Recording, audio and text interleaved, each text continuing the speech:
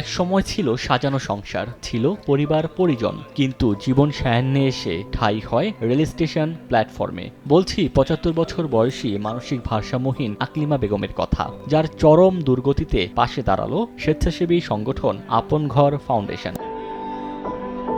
শুধু আকলিমা বেগম নয়, এমন অনেক অবহেলিত ভবঘুরে দিনাজপুর শহরের বিভিন্ন পথে প্রান্তরে দেখা যায়, যাদেরকে সমাজের অনেকে পাগল বলে সম্বোধন করে। থাকার জায়গা তো দূরের কথা, একবেলা খাবারও জোটে না অনেকের ভাগ্যে। রাস্তাঘাটেই কাটে দিন রাত। আর এসব মানুষদের দায়িত্ব নিয়েছেন বেসরকারি সংস্থা আপন ঘরের একদল স্বেচ্ছাসেবী। সমাজের অবহেলিত, ছিন্নমূল ও মানসিক ভারসাম্যহীন মানুষদের সেবা আর আশ্রয় হয় আপন ঘর ফাউন্ডেশনের আবাসিক ক্যাম্পে।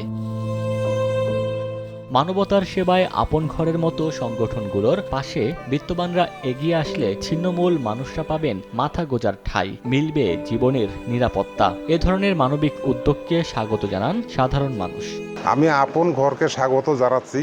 সারা বাংলাদেশের জন্য এইভাবে ছড়িয়ে পড়ে আপন ঘরে ভালো খাওয়া দাওয়া, দেখাশোনা সব কিছু হবে। অসহায় লোকগুলোর যেগুলো ঠিকানা নাই, কোনো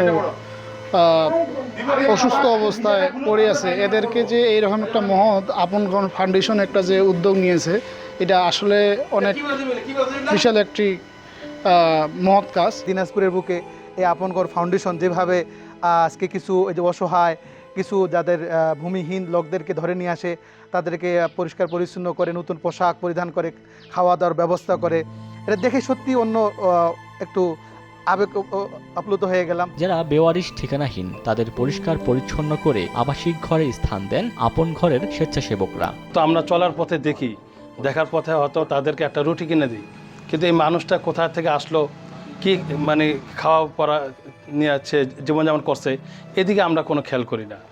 ওই মানুষদেরকে নিয়ে আমরা কাজ করে থাকি। সৃষ্টির সেরা মানুষ রাস্তায় পড়ে না থাকে, অ্যাটলিস্ট মাথা গোজার একটা ঠাঁই থাকে, কথা বলার মানুষ থাকে, পেটে খাদ্য থাকে, এবং মনে করতে করে যেন তারা তাদের একা না, তাদের পাশে আপনঘর নামক একটা প্রতিষ্ঠান আছে। এই আপনঘর কথাটার মধ্যেই আমরা এই কারণে আপনঘর রেখেছি যে তারা যেন ফিল করে এটা তাদেরই ঘর। 2 বা 3 জনকে টার্গেট করেছি আমরা। শারীরিক মানসিক চিকিৎসা দিব, অথবা অন্যান্য রোগের যদি চিকিৎসা দরকার হয় সেই ব্যবস্থা আমরা করব।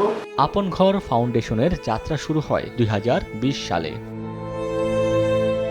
সময় সংবাদ, দিনাজপুর।